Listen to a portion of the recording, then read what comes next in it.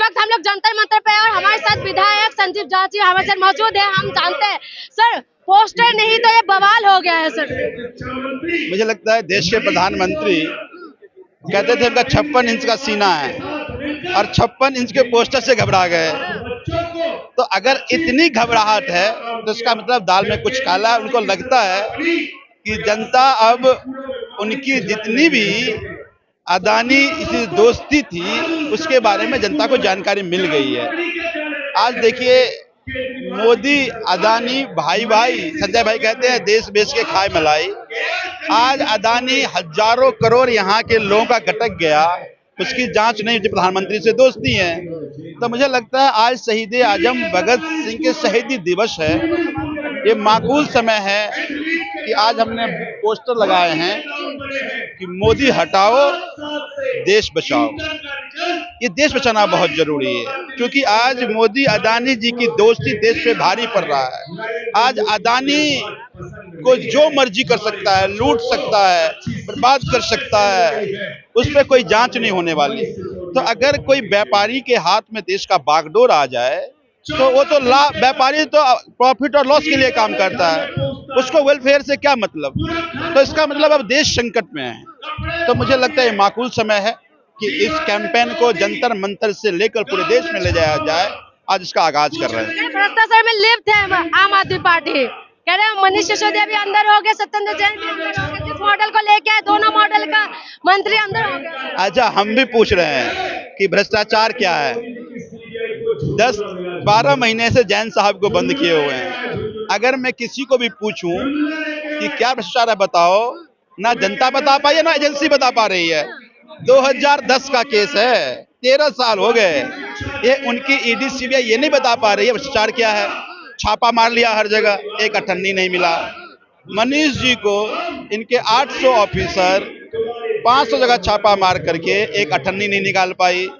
तो हम भी तो जानना चाहिए भ्रष्टाचार है क्या, कहाँ गया पैसा, वो दिखाओ, बताओ, हमें भी बताओ। तो बात भ्रष्टाचार की नहीं है, बात बहुत गंभीर है कि आज दो व्यक्ति, आज दिल्ली के शिक्षा मॉडल की चर्चा देश विदेश में हो रहा है, दिल्ली के स्वास्थ्य मॉडल की चर्चा देश विदेश में हो रहा है। तो लगा कि इन दोनों लोगों को अगर जेल में बंद कर दो तो न शिक्षा की चर्चा होगी, न स्वास्थ्य चर्चा होगी, फिर न रहेगी बांस न बजेगी बांसुरी। फिर हमारी जो राजनीति है लूट खसोट की, धर्मों की, समाज को बांटने की, वो फलेगी फूलेगी। उनको शिक्षा से डर लग रहा है, उनको स्वास्थ्य राजनीति से डर लग रहा है, भ्रष्टाचार मुक्त की राजनीति से डर लग रहा है। तो बंद कर रहे हैं, तो करते रहो। देखो, सत्य परेशान कर सकते हैं, पराजित नहीं कर सकते। आज नहीं तो कल उनको बाहर निकलना है और जब निकलेंगे दुगुनी ताकत से निकलेंगे। तो मुझे ये लगता है कि जो शहीद आजम भगत सिंह ने अपनी शहादत इस देश की आजादी के लिए दी, और आजादी इसलिए कि जो लोग यहाँ थे वो यहाँ के संसाधन को लूट रहे थे, यहाँ के लोगों का शोषण कर रहे थे, गरीबों का शोषण कर रहे थे, समाज को धर्मों के नाम पर बांट रहे थे, जाति के नाम पर बांट रहे थे। आज वही काम बैठे लोग कर रहे हैं।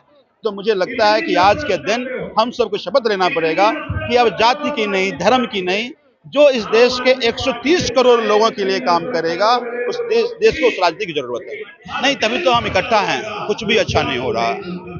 मुझे लगता है 2014 सब कुछ शुभ शुभ है। अब पूछिए ना उनसे 2014 में क्या कहा था, बहुत हुई महंगाई की बार, अब की बार मोदी सरकार। पूछिए महंगाई कम हो गया, शुभ तब होता ना जब महंगाई कम हो जाता। क्या था, बहुत हुआ रोजगार का बुरा हाल, अब की बार मोदी सरकार, रोजगार मिल गया लोगों को।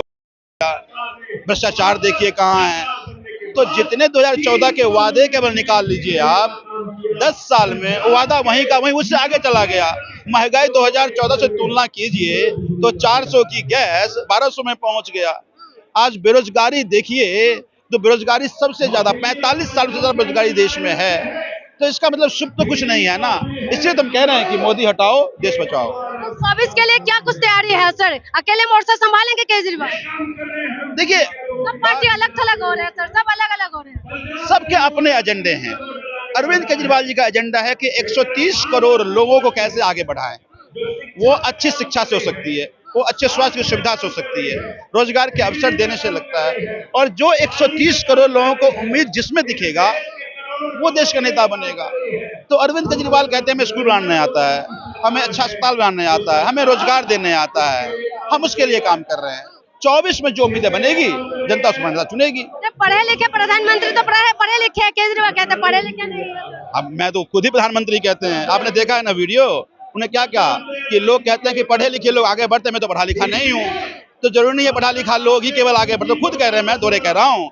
उन्हीं की बात सीएम साहब ने कहा कि वो खुद कहते हैं पढ़ा लिखा नहीं हूँ, और कुछ काम ऐसा दिखा भी कि लगा ये पढ़े लिखे लोगों का काम नहीं हो सकता। बताइए, नोटबंदी किया, नोटबंदी क्या क्या क्या किया, काला धन खत्म हो जाएगा, हो गया खत्म। आतंकवाद खत्म हो जाएगा, हो गया खत्म। तो आज कह रहे थे कि काला धन जब आएगा तो गरीबों का पैसा जाएगा। आज गरीब तो और बर्बाद हो गए, रोजगार चले गए उनके। तो ये वही काम का जो अनपढ़ हो कोई आके समझा देगा कि नोटबंदी कर दो सब ठीक हो जाएगा। उनको समझ नहीं है, वो कर भी दिए। वो गरीब से पूछिए, यहीं गरीब इकट्ठा है, उनसे पूछिए कि भाई मोदी जी से क्या फायदा हुआ, क्या वो मसीहा हैं? वो तो बर बोल रहे हैं, वो तो कुछ भी कह देते हैं, 100 करोड़ का 600 करोड़ कह देते हैं। तभी तो कह रहा हूँ कि अब इस देश को पढ़े लिखे प्रधानमंत्री की जरूरत है। अनपढ़ प्रधानमंत्री से देश का नुकसान हो रहा है। सर एक लास्ट क्वेश्चन है, कह रहे बीजेपी का बी टीम है आम आदमी पार्टी। वो तो कांग्रेस कहती है, मैं बीजेपी कहती है कांग्रेस की बी टीम है। अब उन दोनों को पूछिए कि आपस में तय कर लें बी टीम किसका है। जिस दिन दोनों मिलकर कह देंगे जिनका बी टीम, उसको जवाब दे देंगे। बहुत बहुत शुक्रिया सर, कहेंगे सर। देखिए, हमारी एक प्रजातंत्र है और पिछले 70 सालों से सब कुछ ठीक ठीक चल रहा है, लेकिन पिछले कुछ सालों से देखा जा रहा है कि जो इलेक्टेड सरकारें हैं उनको केंद्र सरकार हटाना चाहती है। दिल्ली में एमसीडी में आप पार्टी जीत जाती है, उनका मेयर नहीं बनने दिया जाता। पहले उनका एक मिनिस्टर हटा दिया, उसको जेल में बंद कर दिया, वो मनीष सिसोदिया को हटा दिया। ये एक षड्यंत्र है, ऐसा षड्यंत्र है कि एक जंगल में एक ही शेर रहेगा। एक शेर सेंटर पे है, हम मानते हैं, लेकिन जो सरकारें हैं अगर कहीं कोई दूसरा राज कर रहा है और वो डेमोक्रेटिक इलेक्ट होकर आया है, उसको कैसे हटाया जा सकता है, उनको कैसे विफल बनाया जा सकता है। उनके ऊपर एक लेफ्टिनेंट गवर्नर बिठा दिया गया जो उनको काम नहीं करता। उसके बावजूद भी मैं बहुत खुश हूं कि आम आदमी पार्टी पूरे दम से कोशिश कर रही है, वो पूरे जोर शोर से जो प्रदर्शन आज हो रहा है उसमें यूपी के, हरियाणा के, पंजाब के, दिल्ली के जो आम वर्कर हैं, नेता नहीं है, नेता तो है ही है, जो आम आदमी का आक्रोश है, आम आदमी का आक्रोश है कि ये गुंडागर्दी नहीं चलेगी। जिसको मौका मिला है उसको काम करने दिया जाए, सब लोग जनता के लिए काम करें।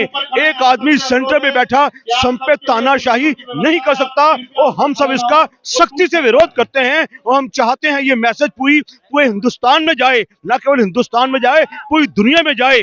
अगर प्रजातंत्र है तो प्रजातंत्र की किसी भी टॉप आदमी को इज्जत करनी पड़ेगी। तो एफआईआर बहुत लोगों के ऊपर हो गया है सर। देखिए सुनो, एफआईआर लॉन्च करना कोई बड़ी चीज नहीं है। आप अच्छी तरह, नॉर्मल जो केस होता है, तमाम जो एफआईआर के ऊपर एफआईआर करवाने के लिए नॉर्मल लोग जब जाते हैं थाने में तो उनका चप्पल घिस जाते हैं। देखिए तुरंत पॉलिटिकल पार्टी के ऊपर तुरंत एफआईआर हो जाता है। यही तो दुख की बात है। एक जो अच्छा खासा तंत्र काम कर रहा था, उनको गालियां दे दे के उनको विफल बना दिया, और जो काम अच्छा करना चाहता है उसको काम करने नहीं देते। कब तक लोग बर्दाश्त करेंगे? कहते हैं जुल्म की भी इंतहा होती है और सहने की भी इंतहा होती है। मुझे पूरा विश्वास है ये चीज उल्टा होगी और जल्दी होनी चाहिए। क्या लगता है सर, जिस हिसाब से 2024 की तैयारी करे हर एक पार्टी, तो आपको लगता है केजरीवाल अकेले मुकाबले कर पाएंगे कि क्या केजरीवाल अकेले ही मोर्चा संभाल लिए हैं? देखिए, मानिएगा जब मोदी जी आए थे, कांग्रेस की नाकामियां के बाद आए थे, और आज भी मैं समझता हूं लोग इनका तख्ता पलटेगी। और मैं समझता हूं केजरीवाल जी एक सक्षम नेता हैं, जो फुली एजुकेटेड हैं, पूरा कंट्रोल है और जनता उनके साथ है। बहुत बहुत धन्यवाद।